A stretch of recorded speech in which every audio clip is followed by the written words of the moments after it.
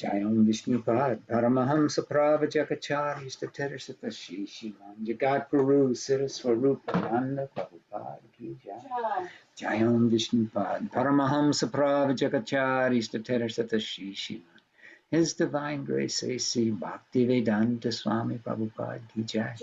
Ananta Koti Vaishnavinda Ki Jai. Namacharya Haridas Thakur Ki Jai. Prem Shigoho Shri Krishna Chaitanya Prabhu Nityananda Shri Advaita Gadadhar Shivasari Gaur Bhaktivinoda Ki Jai. Shri Radha Krishna Gopa Gopinath Shyamakunda Radhakunda Giri Govardhan Ki Jai. Vrindavan Dham Ki Jai. Mayapur Dham Ki Jai. Jagannath Puri Dham Ki Jai. Jamuna Mai Ki Jai. Ganges Mai Ki Jai. Srimati Tulsi Devi Ki Jai. Nitai Gaur's World Mission Ki Jai. All glories to the assembled Lord. All glories to the assembled Lord. All glories to the assembled Lord. All glories to Shishi Guru and Gauranga Gaur Premananda.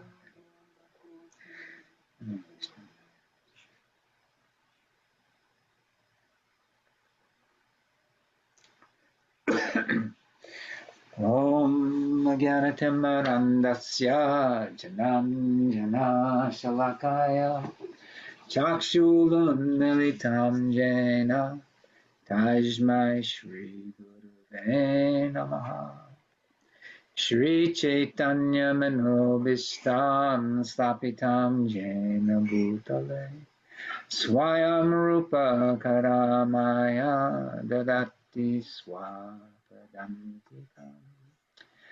I was born in the darkest of ignorance, but my spiritual masters have opened my eyes with the torchlight of knowledge. I offer my respectful obeisances unto them.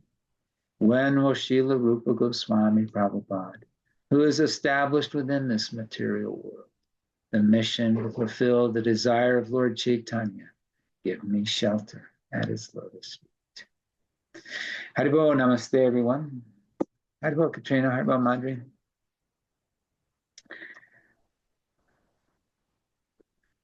Right. Continuing. Reading from the Śrīmad Bhāgavatam by His Divine Grace A.C. Bhaktivedanta Swami Prabhupada.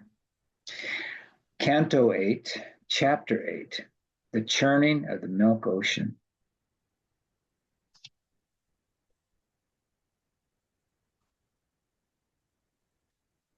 Sukadeva Goswami continued. Upon Lord Shiva's drinking the poison, both the demigods and the demons, being very pleased, began to churn the ocean with renewed vigor. As a result of this, there appeared a cow known as Sarabi. Purport. The Sarabi cow is described as Haivradani, the source of butter. Butter, when clarified by melting, produces ghee or clarified butter, which is inevitably necessary for performing great ritualistic sacrifices. As stated in Bhagavad Gita 18.5, Jagna dana tapa karma na tyajanam karaim evatat. Sacrifice, charity, and austerity are essential to keep human society perfect in peace and prosperity. Jagna, the performance of sacrifice, is essential. To perform jagna, clarified butter is absolutely necessary. And to get clarified butter, milk is necessary. Milk is produced when there are sufficient cows. Therefore, in Bhagavad Gita 1844, cow protection is recommended. Krishi go rakshavaniyam vaishya karma sabhavajam. So it's a nice example of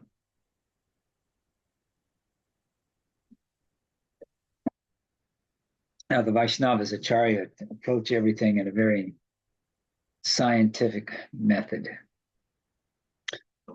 A equals B, and B equals C, and then A equals C.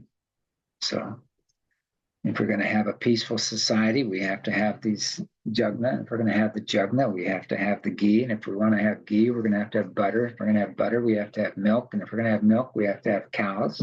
So therefore, it's important we take care of the cows. Text 2. O King Parikshit, great sages who were completely aware of the Vedic ritualistic ceremonies took charge of that Sarabi cow, which produced all the yogurt, milk, and ghee absolutely necessary for offering oblations into the fire. They did this just for the sake of pure ghee, which they wanted for the performance of sacrifices to elevate themselves to the higher planetary systems up to Brahmaloka. Report. Sarabi cows are generally found in the Vaikuntha planets. As described in Brahma Samhita, Lord Krishna, on his planet, Goloka Vrindavan, engages in tending the Sarabi cows. Sarabir Abhipahanam Alanam Tam. These cows are the Lord's pet animals. From the Sarabi cows, one can take as much milk as one needs, and one may milk these cows as many times as he desires. In other words, the Sarabi cows can yield milk unlimitedly. Milk is necessary for the performance of yajna. Sages know how to use milk to elevate human society to the perfection of life. Since cow protection is recommended everywhere in the Shastras, the Brahmavadis took charge of the Sarabi cow, in which the demons were not very interested.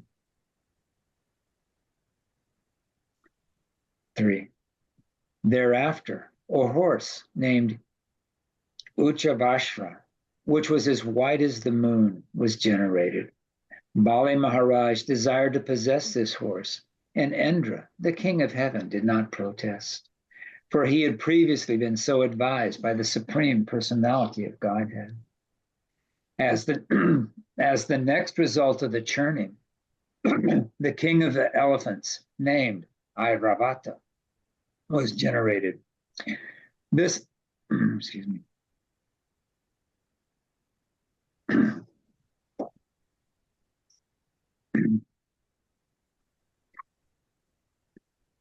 As the next result of the churning, the king of elephants named Airavata was generated. This elephant was white, and with its 4 tusks, it defied the glories of Kailasha mountain, the glorious abode of Lord Shiva. Thereafter, O king, 8 great elephants, which could go in any direction, were generated. They were headed by Airavana. 8 she-elephants, headed by Aruma, were also generated. Purport. The names of the 8 elephants were Airavana, Pundarika, Vamana, Kamuda, Anjana, Pushpadanta, Sarvabhauma, and Supratika.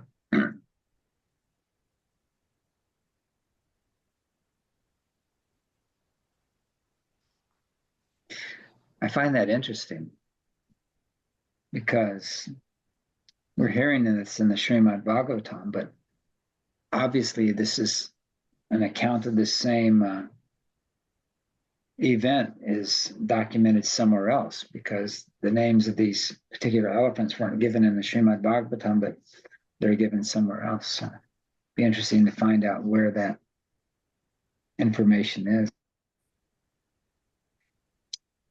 Text 6. Generated thereafter from the great ocean were the celebrated gems Kaustubha Mani and Padmargat Mani. Lord Vishnu, to decorate his chest, desired to possess them. Generated next was the Parijata flower, which decorates the celestial planets. O king, as you fulfill the desires of everyone on this planet by fulfilling all ambitions, the Parijata fulfills the desires of everyone. So that gives a little bit of insight into the, remember the story when Krishna brought the Parijata flower back and presented it to, what was it? Was this, the queen that he gave it to? Was Rukmini. Right? Wasn't it Rukmini? I can't remember. He gave it to Rukmini, but then the other queen was envious of the. So then he went and got her the entire plant, was bringing the whole tree back down. And then the demigods thought, hey, wait a minute, that's only for the heavenly planets, and they actually put up a fight and fought Krishna for the Parijata tree, and Krishna defeated them. I think it was Sarvabhauma. Oh, The second queen. oh, okay. But anyway, so I always thought, the Parijata tree is, I'm just thinking in the Krishna book, it describes how the fragrance of the tree, the flowers from that tree, they just permeated the entire atmosphere. And it's just such a wonderful, but evidently there's more to the Parijata tree than just the fragrance of the flowers, that it actually is capable of fulfilling desires. They've got a tree that's called the Parijata that I've seen a couple of them here in Hawaii, and they're really pretty flowers. They're little white petals come out and it has like an orange center to it. So it's a bright orange center with these really delicate white petals that come out. And when the flowers fall from the tree, they're like a little helicopter, and they just spin down. And they're just very fragrant, just amazingly fragrant. And then lots of flowers on a tree. I mean, thousands of flowers. Text 7. There next appeared the Apsaras, who were used as prostitutes on the heavenly planets. They were fully decorated with golden ornaments and lockets, and were dressed in fine and attractive clothing. The Apsaras moved very slowly in an attractive style that bewilders the inhabitants of the heavens. Then there appeared the goddess of fortune, Rama, who is absolutely dedicated to being enjoyed by the Supreme Personality of Godhead. She appeared like electricity, surpassing the lightning that might illuminate a marble mountain. Purport. Shri means opulence. Krishna is the owner of all opulences. Bhoktaram Jagnatapasham Sarva Loka Maheshwaram Suradam Sarva Bhutanam Natvamam Santitam Vichati. The peace formula for the world is given in Bhagavad Gita 5:29. When people know that the Supreme Lord Krishna is the supreme enjoyer, the supreme proprietor, and the most intimate, well-wishing friend of all living entities, peace and prosperity will ensue all over the world. Unfortunately, the conditioned souls being placed into illusion by the external energy of the Lord want to fight with one another, and therefore peace is disturbed. The first prerequisite for peace is that all the wealth presented by Shri, the goddess of fortune, is offered to the Supreme Personality of Godhead. Everyone should give up his false proprietorship over worldly possessions and offer everything to Krishna. This is the teaching of the Krishna consciousness movement. So what does that mean? Practically speaking, to offer everything to Krishna.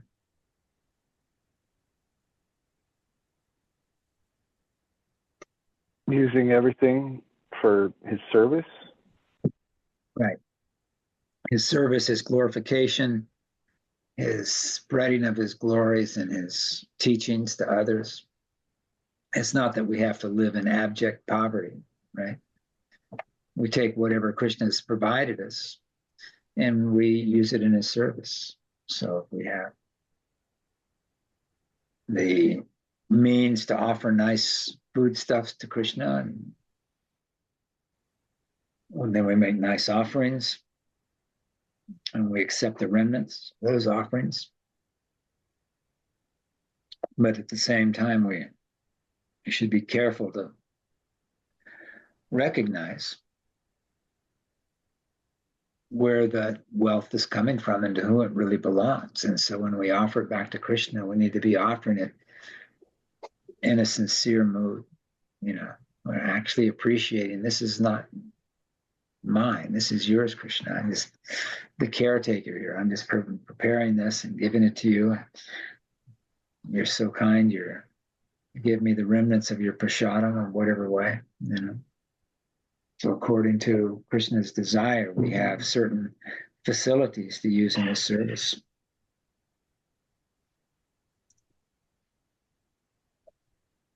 And that way, when situations change and you no longer have those opulences due to the will of Krishna and the mercy of Krishna, then we're not disturbed by it, right? It's going to happen. Your body is going to fail to the point where you, even if you still have those opulences, you can't appreciate them. Or it's going to be taken away entirely. Or just as we see now with these fires going on in Southern California, down in LA and Malibu, things get forcibly taken away, whether no matter how attached you are to them, how much you think they're yours. Krishna says, no, you are not the actual controller and enjoyer. These are my things. And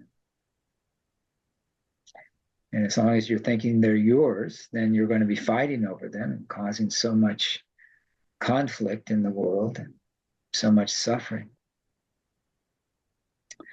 Text 9. Because of her exquisite beauty, her bodily features, her youth, her complexion, and her glories, everyone, including the demigods, the demons, and the human beings, desired her. They were attracted because she is the source of all opulences. Purport. Who in this world does not want to possess wealth, beauty, and the social respectability that comes from these opulences? People generally desire material enjoyment, material opulence, and the association of aristocratic family members. Bhogaishvara prashaktakanam. Material enjoyment entails money, beauty, and the reputation they bring, which can all be achieved by the mercy of the goddess of fortune. The goddess of fortune, however, never remains alone. As indicated in the previous verse by the word Bhagavat Para, she is the property of the Supreme Personality of Godhead and is enjoyable only by him. If one wants the favor of the goddess of fortune, Mother Lakshmi, because she is by nature Bhagavat Para, one must keep her with Narayan. The devotees who always engage in the service of Narayan, Narayan Parayana, can easily achieve the favor of the goddess of fortune without a doubt. But materialists who try to get the favor of the goddess of fortune only to possess her for personal enjoyment are frustrated. Theirs is not a good policy. The celebrated demon Ravana, for example, wanted to deprive Ramachandra of Lakshmi, Sita, and thus be victorious. But the result was just the opposite. Sita, of course, was taken by force by Lord Ramachandra, and Ravana and his entire material empire was vanquished.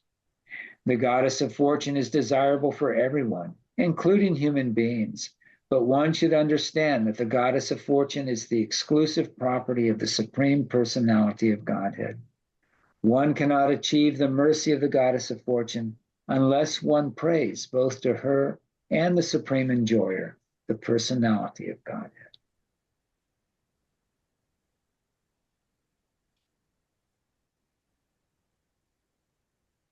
So it's, as Aaron was saying, it's just a matter of appreciating the true position of everything, you know. You go out into this world and you see beautiful things, beautiful sunsets, beautiful sunrise, beautiful scenery in nature. You see the beautiful animals that are created. You hear some beautiful sounds. You hear some beautiful music. So many things that are pleasing to the senses. And if we try to enjoy them separately from Krishna, then they just become sources of frustration. But if we see them as reflections of Krishna's glories and Krishna's beauty and Krishna's opulences, and we let those things remind us of Krishna and our relationship with Krishna and inspire us to take shelter in serving Krishna and enjoying that rasa, that mood of servitude, then we're very fortunate. Then we feel that we're completely blessed and we're completely satisfied. And when you're seeing things in that light, even if you are no longer in so-called possession of them, you're not disturbed. Text 10. The king of heaven, Indra, brought a suitable sitting place for the goddess of fortune. All the rivers of sacred water, such as the Ganges and Jamuna, personified themselves, and each of them brought pure water in golden water pots for Mother Lakshmi, the goddess of fortune.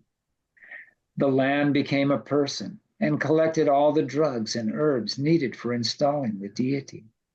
The cows delivered 5 products, namely milk, yogurt, ghee, urine, and cow dung.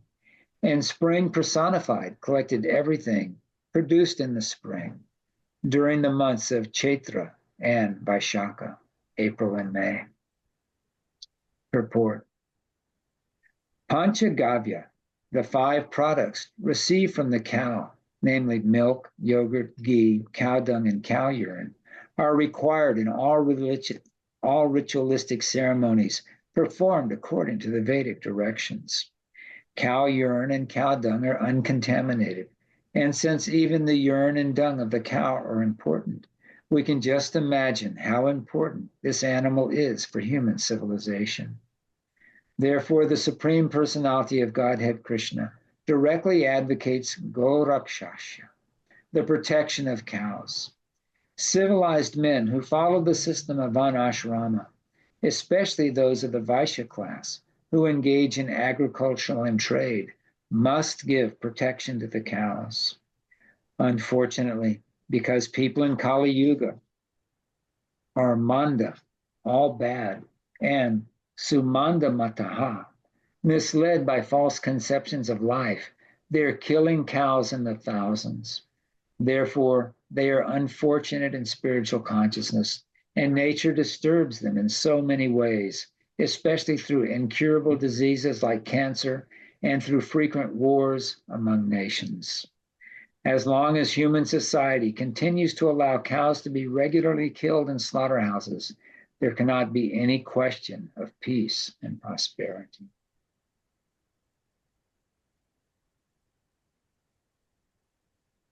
I remember someone once asked Srila Prabhupada about collective karma. And he asked him for a clarification of what they meant by collective karma. And he says, well, like so many people, they're in the same place and they get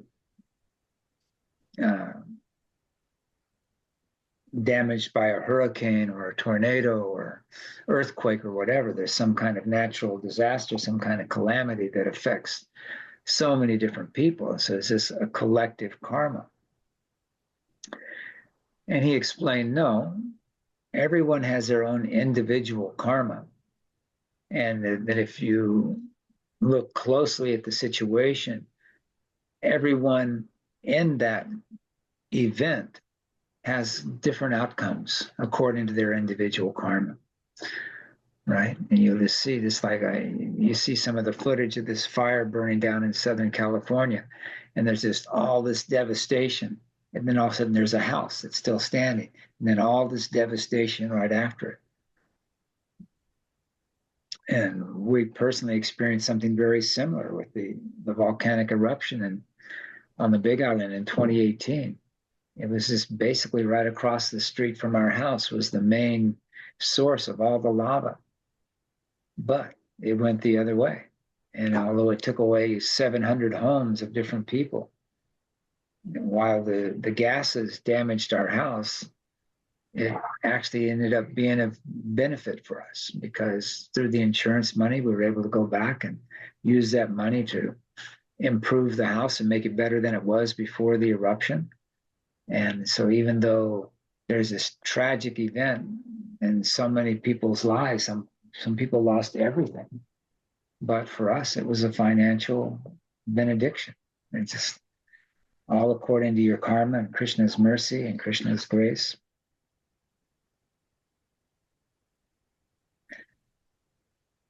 So as long as human society continues to allow cows to be regularly killed in slaughterhouses, there cannot be any question of peace and prosperity.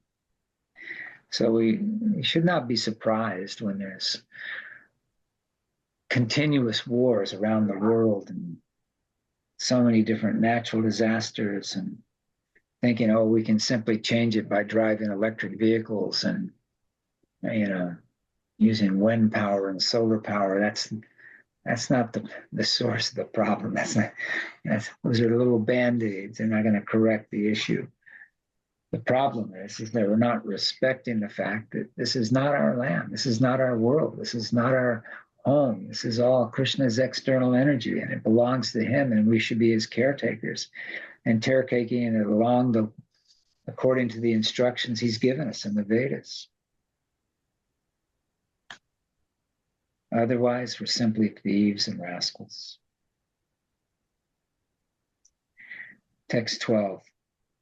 The great sages performed the bathing ceremony of the goddess of fortune, as directed in the authorized scriptures. The Gandharvas chanted all auspicious Vedic mantras, and the professional women dancers very nicely danced and sang authorized songs prescribed in the Vedas. The clouds in personified form beat various types of drums, known as mridangas, panavas, marajas, and anakas. They also blew conch shells and bugles, known as gomukas, and played flutes and stringed instruments. The combined sound of all these instruments was tumultuous. Thereafter, the great elephants from all the directions carried big water jugs full of Ganges water and bathed the goddess of fortune to the accompaniment of Vedic mantras chanted by learned Brahmins. While thus being bathed, the goddess of fortune maintained her original style with a lotus flower in her hand, and she appeared very beautiful. The goddess of fortune is the most chaste, for she does not know anyone but the Supreme Personality of Godhead. Report. The goddess of fortune, Lakshmi, is described in this verse as Shriyam, which means that she has 6 opulences: wealth, strength, influence, beauty, knowledge, and renunciation. These opulences are received from the goddess of fortune. Lakshmi is addressed here as Devi, the goddess, because in Vaikuntha, she supplies all opulences to the Supreme Personality of Godhead and his devotees, who in this way enjoy natural life in the Vaikuntha planets. The Supreme Personality of Godhead is pleased with his consort, the goddess of fortune, who carries a lotus flower in her hand. Mother Lakshmi is described in this verse as Sati, the supremely chaste, because she never diverts her attention from the Supreme Personality of Godhead to anyone else.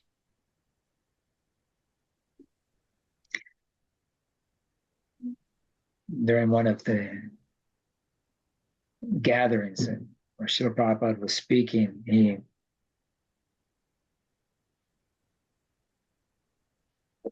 referred to a little incident that he and Vaishnavadasi had experienced and had her tell the story. They were walking on the beach, and there was this guy who had a dog, and he had taken his dog and he had tied it to a tree or something there. And the dog was just sitting there, just fixated on his master as the master walked away.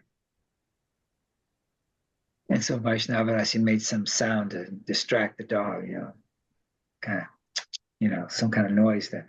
And the dog turned and looked at her for a second, and then immediately, looked back to his master. He was just focused, one pointed on his master. Oh, that's the only thing he cared about. There's all these other people on the beach. There's all this other stuff going on. But as far as that dog was concerned, there was only one person on that beach that was worth acknowledging, and that was his master. And this is the nature of the goddess of fortune. She's focused one-pointedly on the service of her master, the Supreme Personality of Godhead. And that's going to be described a little bit more nicely in the following verses.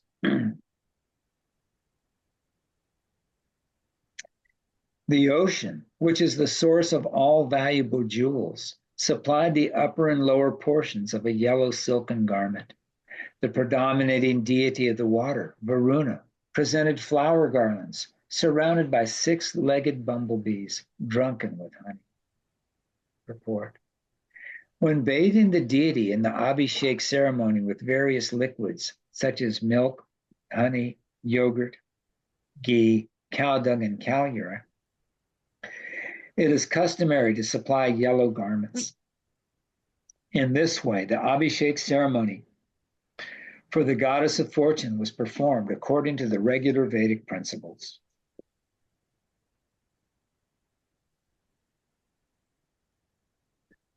Text 16. Vishvakarma, one of the Prajapatis, supplied varieties of decorated ornaments. The goddess of learning, Sarasvati, supplied a necklace. Lord Brahma supplied a lotus flower, and the inhabitants of Nagaloka supplied earrings. Thereafter, Mother Lakshmi, the goddess of fortune, having been properly celebrated with an auspicious ritualistic ceremony, began moving about, holding in her hand a garland of lotus flowers, which were surrounded by humming bumblebees. Smiling with shyness, her cheeks decorated by her earrings, she looked extremely beautiful. The goddess of fortune, Mother Lakshmi, accepted the ocean of milk as her father, but she perpetually rests on the bosom of Lord Narayan. She offers benedictions even to Lord Brahma and other living entities in this material world, yet she is transcendental to all material qualities. Although she appears to have been born of the ocean of milk, she immediately resorted to her eternal place on the bosom of Narayan. Her two breasts, which were symmetrical and nicely situated, were covered with sandalwood pulp and kumkum powder, and her waist was very thin. As ankle bells jingled softly, she appeared like a creeper of gold. While walking among the Gandharvas, Yakshas, Asuras, Siddhas, Charanas, and denizens of heaven, Lakshmi Devi, the goddess of fortune, was scrutinizingly examining them, but she could not find anyone naturally endowed with all good qualities. None of them was devoid of faults, and therefore she could not take shelter of any of them. Purport. The goddess of fortune, Lakshmi Devi, having been generated from the ocean of milk, was the daughter of the ocean. Thus she was allowed to select her own husband in a Swayamvara ceremony. She examined every one of the candidates, but she could not find anyone suitably qualified to be her shelter. In other words, Narayan, the natural husband of Lakshmi, cannot be superseded by anyone in this material world.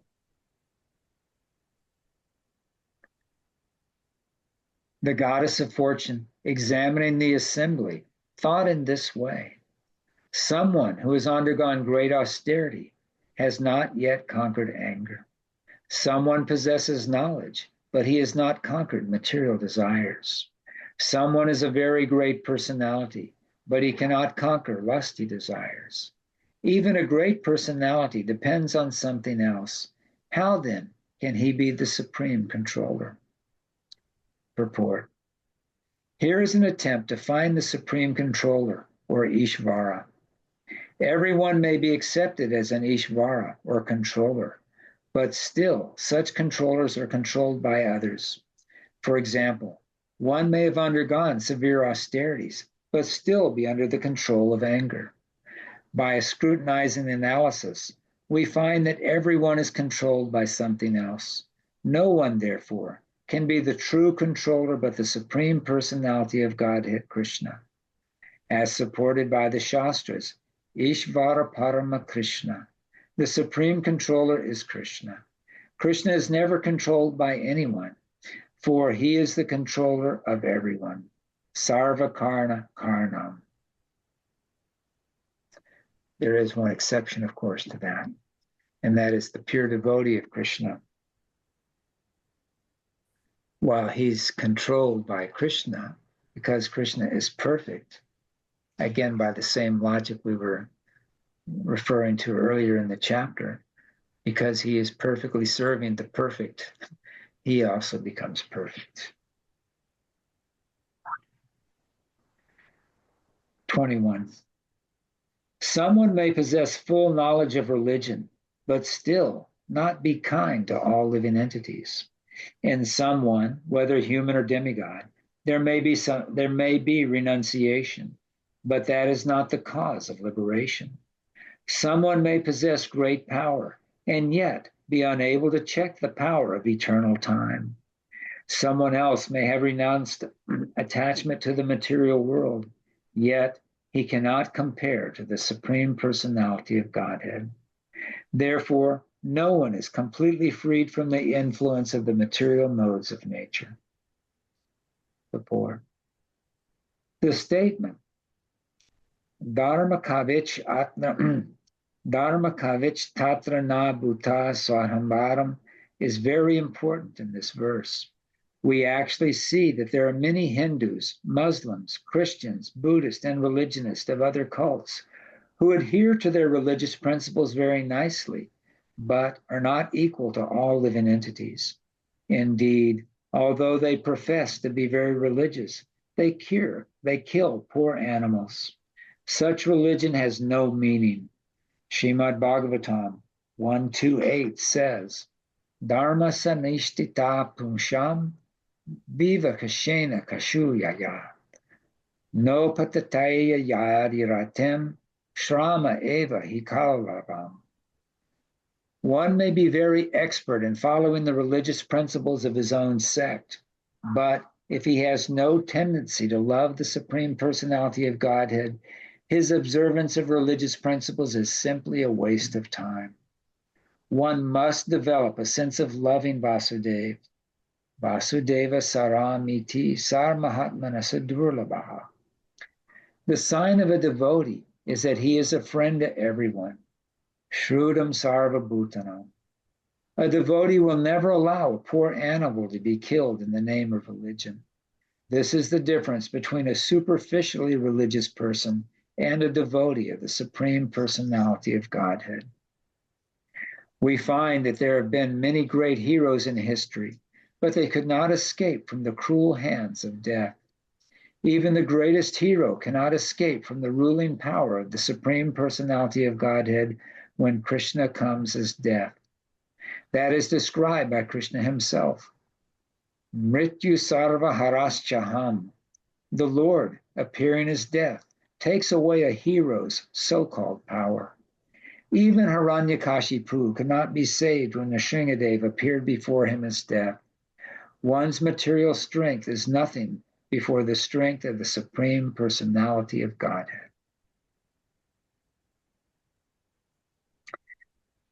So we see that so many people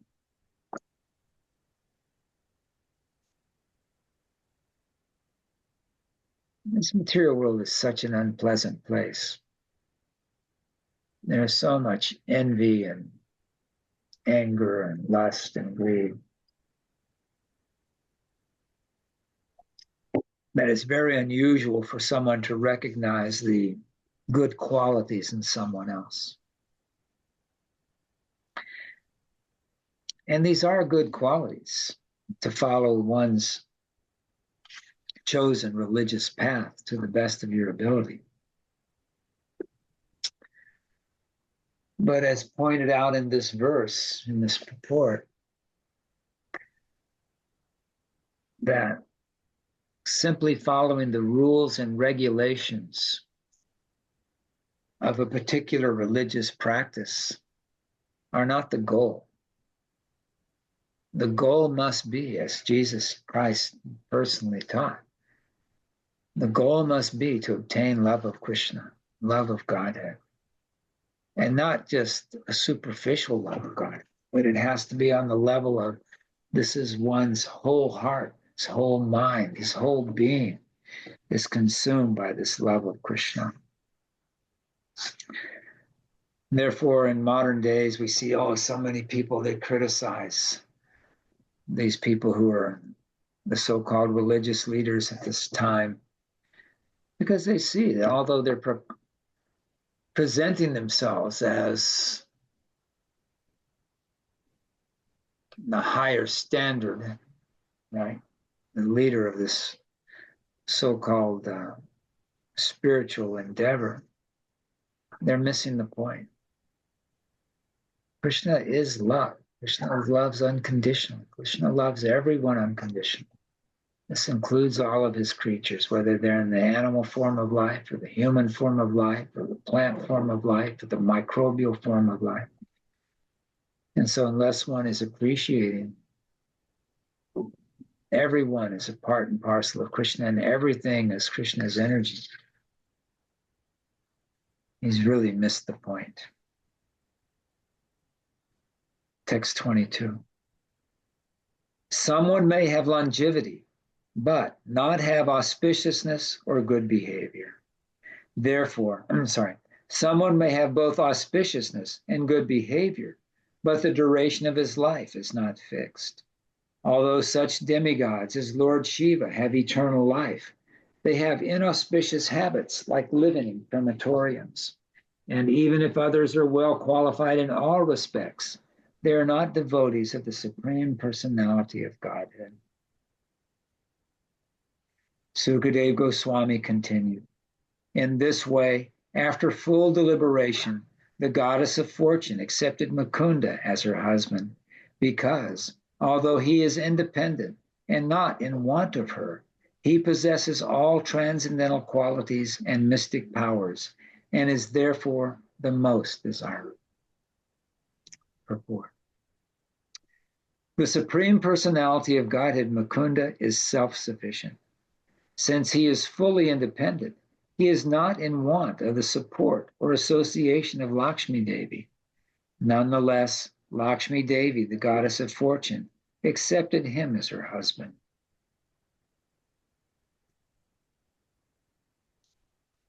Most people don't understand the concept of love.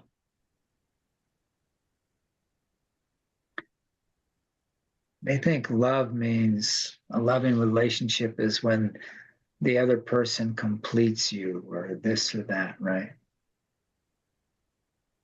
But no. Real love is only possible when there's not a feeling of need. The devotee loves Krishna completely because he knows that Krishna's love for him is unconditional. He doesn't have to try to buy Krishna's love. He doesn't have to try to earn Krishna's love through good works or this or that.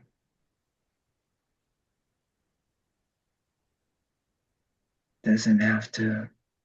He simply has to give his love to Krishna. Simply has to give his heart to Krishna. It's very simple. But because we are very miserly hearted, we don't want to give our love to Krishna. I think that we're going to lose something if we give our heart to Krishna.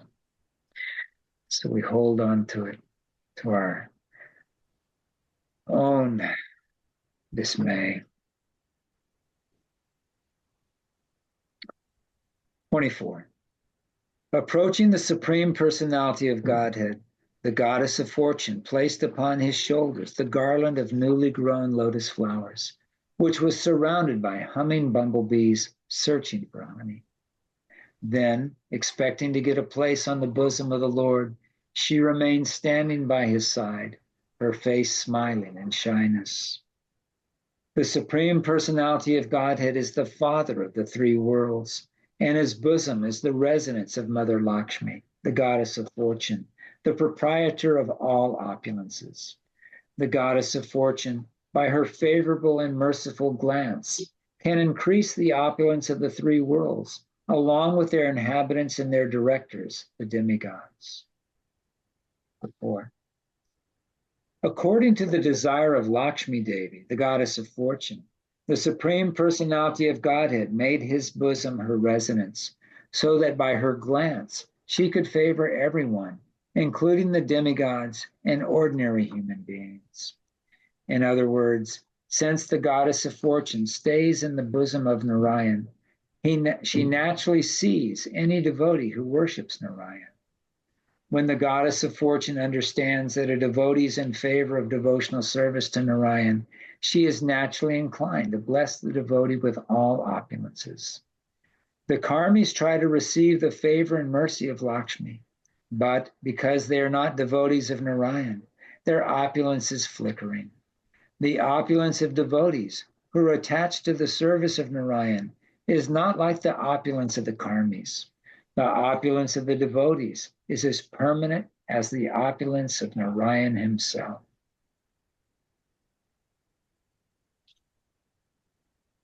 So this begs the question, what is the opulence of the devotees?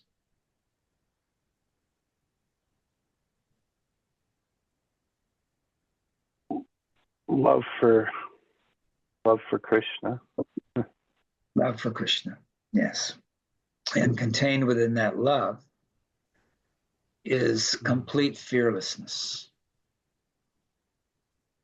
right? There's nothing to fear. You already know that Krishna is your Lord and Master, that Krishna is the eternal Supreme Personality of Godhead, and you are his part and parcel, and your relationship is eternal. You already know that no level of material sense gratification is going to satisfy you, the spiritual being. So trinkets like jewelry and this and that, all these material so-called opulences are not opulences at all because they bring no real pleasure to the self. The only true opulence is, like you're saying, Aaron, is the opulence of loving exchange. And that loving exchange is eternal. It's never taken away. It's as permanent as the opulence of Narayan himself. Text 26. The inhabitants of Gandharva Loka and Charana Loka then took the opportunity to play their musical instruments, such as conch shells, bugles, and drums. They began dancing and singing along with their wives.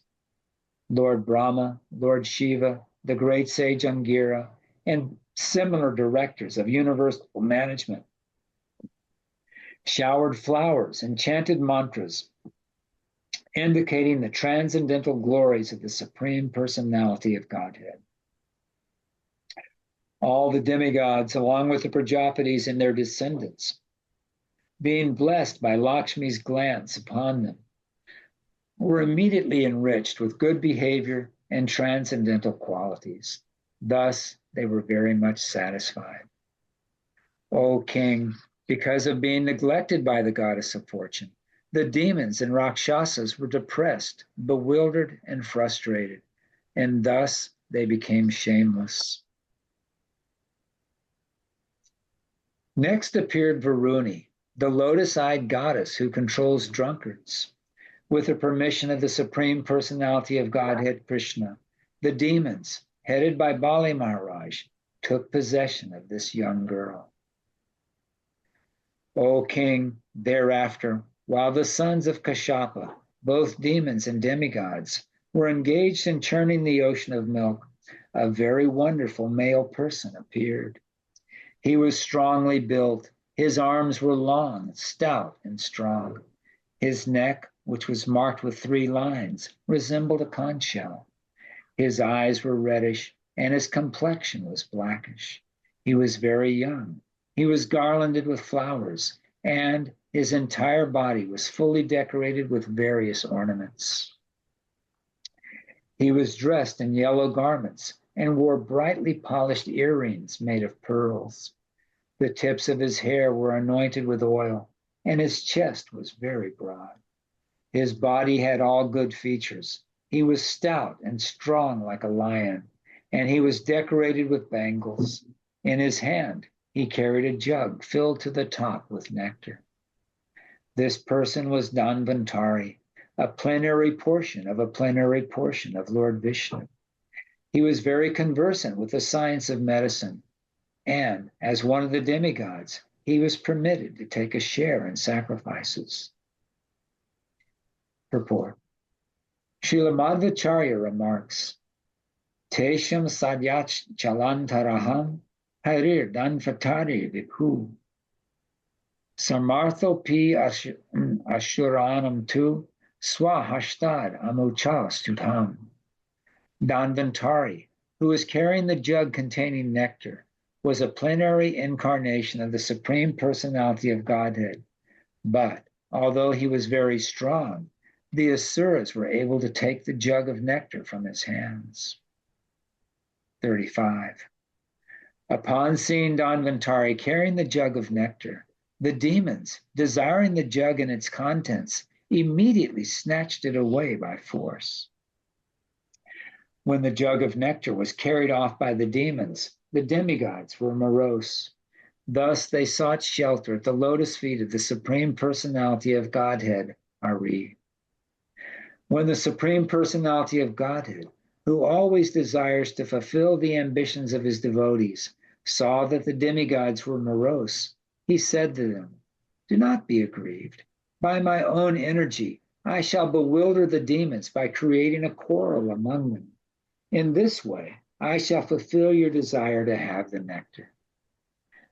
O king, a quarrel then arose among the demons over who would get the nectar first. Each of them said, "You cannot drink it first. I must drink it first. Me first, not you." Purport. This is the symptom of the demons. The first concern of a non-devotee is how to enjoy his personal sense gratification at once, whereas the devotee's first concern is to satisfy the Lord. This is the distinction between the non-devotee and the devotee.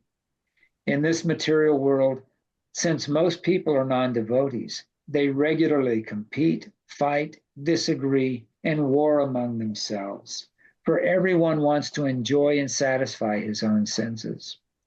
Therefore, unless such demons become Krishna conscious and are trained to satisfy the senses of the Lord, there can be no question of peace in human society or any society, even that of the demigods. The demigods and devotees, however, always surrender to the lotus feet of the Lord, and thus the Lord is always anxious to satisfy their ambitions. While the demons fight to satisfy their own senses, devotees engage in devotional service to satisfy the senses of the Lord. The members of the Krishna consciousness movement must be alert in regard to this point, and then their preaching of the Krishna consciousness movement will be successful. So in this purport, Bhaktivedanta is referring back to that point he made in the previous purport. It's not enough to simply follow the rules and regulations put down in the scriptures or given by the acharyas. One must do it in the consciousness of service to the Supreme Personality of Godhead. And not just service, but loving devotional service.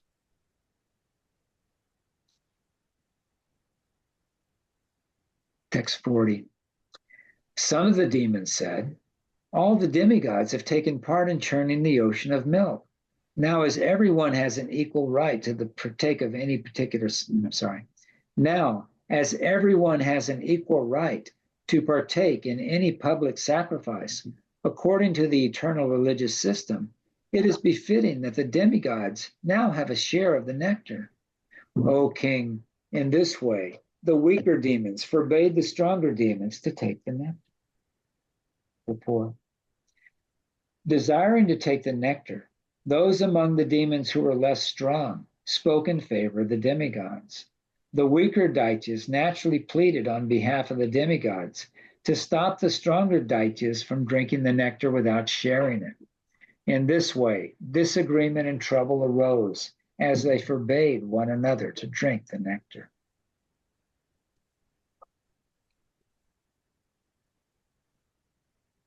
(41-46).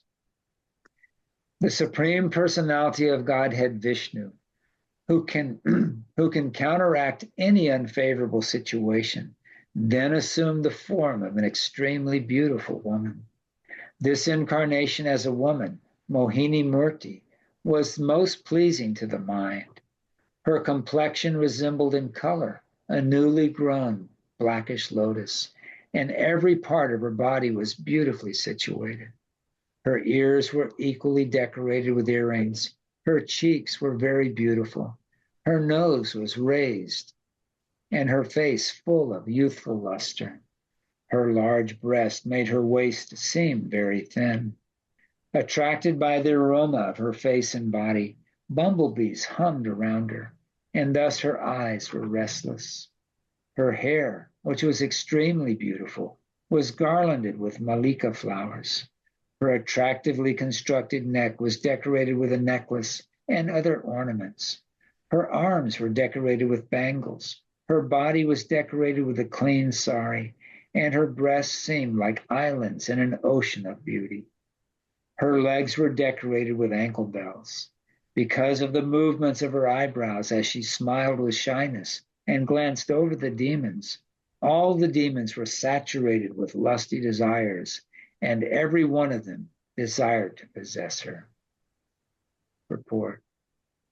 Because of the Supreme Lord's assuming the form of a beautiful woman to arouse lusty desires of the demons, a description of her complete beauty is given here. Thus end the Bhaktivedanta purports of the 8th canto, 8th chapter of the Śrīmad Bhāgavatam entitled The Churning of the Milk Ocean. Whoa.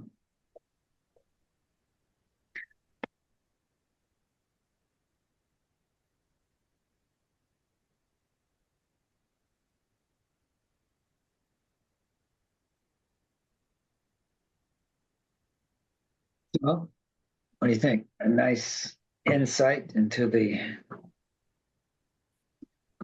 hearts and minds of those who have